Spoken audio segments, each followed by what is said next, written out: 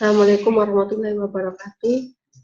Saya Intan Julia Yahya dari jurusan Teknik Informatika kelas pagi semester 6. Di sini saya akan mereview jurnal yang berjudul Chemos Clustering untuk mengetahui jenis masakan daerah yang populer pada website resep online yang telah dibuat oleh Fatma Indriani dan Ivan Budiman yang telah diterbitkan pada tanggal 30 Desember 2017.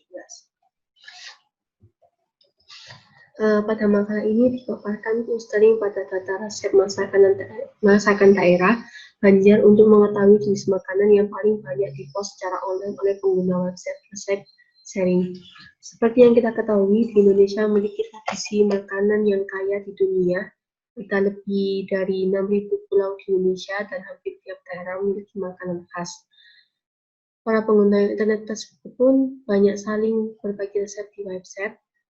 Data resep tersebut tersedia secara bebas, bisa dimanfaatkan untuk menggali informasi mengenai berbagai masakan yang populer di masyarakat. Permasalahannya yaitu kalau resep di internet merupakan user generate konten, masakan yang sama diposting dengan berbagai versi, baik itu sama judulnya, yang judulnya berbeda, bahkan yang bahannya berbeda, maupun langkah-langkah masak yang berbeda. Studi kasus yang dipilih yaitu masakan daerah Banjar, Kalimantan Selatan. Kemudian pada makalah ini akan disampaikan cara penggalian kelompok jenis masakan daerah menggunakan teknik clustering. Metode clustering tersebut yang dipilih adalah Chemos karena cocok untuk data kategorikal seperti pada bahan masakan. Chemos clustering tersebut pertama kali diperkenalkan oleh Wang pada tahun 1998 sebagai suatu metode clustering yang dikembangkan dari metode Cummins. Oleh karena itu, Chemos efisien seperti Cummins, namun digunakan pada data yang bersifat kategorikal. Kemudian yaitu ini adalah langkah-langkah Chemos clustering. Yang pertama yaitu pilih modus awal sejumlah K. Yang kedua yaitu alokasikan objek data pada cluster terdekat berdasarkan simple dissimilarity measure. Update tiap modus cluster setelah tiap alokasi. Yang ketiga yaitu setelah semua objek data telah dialokasikan ke suatu cluster, periksa kembali nilai dissimilarity tiap objek data modus. Jika suatu objek data ternyata modus terdekat berada pada cluster lain, pindahkan objek ke cluster yang sesuai dan update modus kedua cluster. Yang keempat yaitu ulangi langkah 3 sampai tidak ada objek data yang berupa cluster. Kemudian yaitu modifikasi yang dilakukan terhadap metode Cummins, yaitu yang pertama, jarak antara dua titik data X dan Y adalah jumlah fitur pada X dan Y yang nilainya berbeda. Simple dissimilarity measure. Secara formal dirumuskan seperti berikut. Rumus yang pertama dan rumus yang kedua. Xj dan Yj adalah nilai fitur ke J dari data X dan Y, serta M adalah jumlah fitur. Ubah rata-rata means menjadi modus menggunakan frekuensi untuk mencari modus. Seperti yang di tabel 5, yaitu contoh mencari centroid dari 3 buah data menggunakan modus. Sebagai contoh dengan 3 data dummy berikut ini, titik centroid dibangun dari modus tiap fitur. Modus adalah nilai data yang paling banyak muncul. Pembentukan centroid adalah dengan mencari modus tiap fitur. Untuk menentukan jumlah cluster optimal digunakan ilmu method weight, namun dimodifikasi menggunakan within cluster difference. Dari hasil plotting within cluster difference pada berbagai nilai, prinsip ilmu method mengambil nilai K pada titik ketika nilainya tidak mengalami penurunan signifikan dengan pertambahan nilai. K dengan Y sama dengan jumlah within cluster difference, K sama dengan jumlah cluster, M sama dengan jumlah anggota pada tiap cluster, C sama dengan centroid dari cluster, D sama dengan simple dissimilarity measure sesuai rumus yang pertama.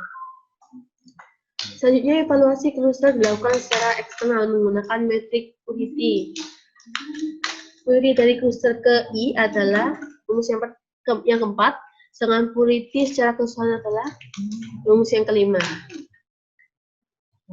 Kemudian metodologi langkah yang dilakukan meliputi pengumpulan data resep masakan daerah dari website sharing, resepet.com, ekstraksi bahan dan cleaning, menentukan nilai K pada KMODS dengan prinsip ELPO method, serta presentasi hasil clustering seperti yang dapat dilihat pada gambar yang pertama. Yang pertama yaitu diagram alur proses clustering. Yang pertama yaitu mulai, kemudian pengumpulan data resep masakan daerah dari www.pet.com, kemudian ekstraksi data bahan, kemudian cleaning, kemudian evaluasi KMODS clustering dari K2 sampai K10, presentasi cluster terbaik, kemudian selesai. Pengumpulan data pada tahap ini dilakukan crawling website resep online pet.com. Query string yang digunakan yaitu masakan Banjar dan jumlah resep yang terkumpulkan adalah sebanyak 355. Pemrosesan data. Pada tahap ini, data resep yang telah dikumpulkan akan melalui beberapa tahap pemrosesan, yaitu ekstraksi bahan. Data terdiri dari beberapa komponen, yaitu judul, link, daftar, bahan beserta kuantitas daftar langkah memasak, serta image gambar. Hanya daftar bahan yang digunakan pada penelitian ini. Komponen lainnya diabaikan. Berikut ini contoh data yang didapat. Tabel yang pertama yaitu seperti gambar. Kemudian cleaning data. Cleaning data meliputi yang pertama penghapusan karakter non-huruf, yang kedua penghapusan stop word berbahasa Indonesia yang dibangun secara manual untuk data resep, serta yang ketiga yaitu penyeragaman ejaan dan istilah. Stop word yang dibuat adalah kata-kata yang tidak ada hubungan dengan nama bahan, namun sering muncul pada keterangan bahan, seperti ada, ingin, jika, sedikit, tambahan. Selain itu, kata-kata keterangan yang sering muncul juga dimasukkan ke dalam stop list seperti digeprek, diiris, dihaluskan. Sedangkan penyeragaman ejaan dilakukan dengan sistem kamus yang dibuat secara manual. Ada tabel 2 ya. Contoh beberapa informasi yang dilakukan dengan sistem kamus.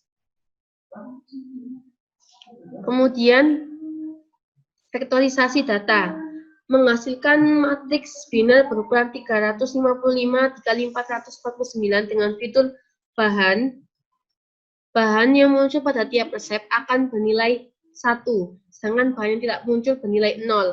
Dari 449 bahan yang ada, masing-masing memiliki kemunculan yang bervariasi, dengan rata-rata kemunculan bahan 9,65 kali.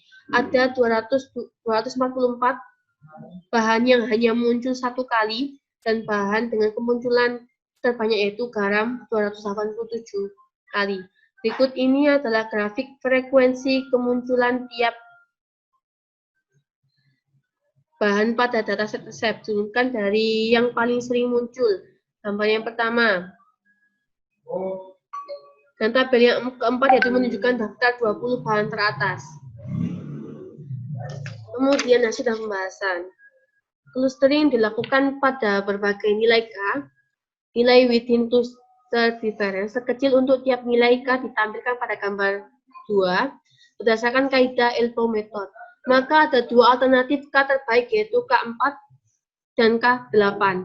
Ini karena pada K4 dan K8 dapat bentuk melandai seperti siku L-boy. Oleh karena itu akan dilakukan analisis 2 macam nilai K tersebut. Hasil cluster dengan K4, tabel 5, menghasilkan kelompok dengan jumlah anggota masing-masing 55, 65, 140, dan 95. Kelompok pertama, setelah diidentifikasi secara manual oleh ahli, merupakan kelompok yang dominan berupa jenis masakan sayur asam. Kelompok kedua mewakili masakan soto Banjar. Kelompok ketiga berjumlah paling besar 140 resep, tidak mewakili masakan spesifik tetapi diinterpretasi sebagai masakan asin gurih secara umum karena sentra yang dihasilkan berupa bawang merah, bawang putih, dan garam. Sedangkan kelompok keempat juga tidak mewakili satu masakan khusus, melainkan gabungan dan berbagai resep kue manis dan bubur manis dengan sentoid berupa garam, gula, santan, dan telur. Selanjutnya dilakukan evaluasi purity tiap kelompok pada tiap kluster. Setelah tiap kelompok diberi label berdasarkan sentoidnya, misal kelompok yang pertama diidentifikasi sebagai kelompok sayur asam, maka untuk tiap anggota kluster kelompok pertama tersebut diperiksa apakah betul tergolong resep sayur asam. Hasil lengkap nilai purity tiap kluster ditampilkan pada tabel 8 dan tabel 9. Nilai purity pada kelompok makanan yang spesifik seperti sayur asam secara umum lebih kecil daripada kelompok yang makanan yang umum seperti masakan buri. Namun semua nilai purity lebih besar daripada 0,5 sehingga dapat dikatakan bahwa deskripsi jenis masakan berdasar sentroid tiap kluster bisa mewakili anggota kelompok tersebut. Terima kasih, itu saja yang bisa saya sampaikan. Assalamualaikum warahmatullahi wabarakatuh.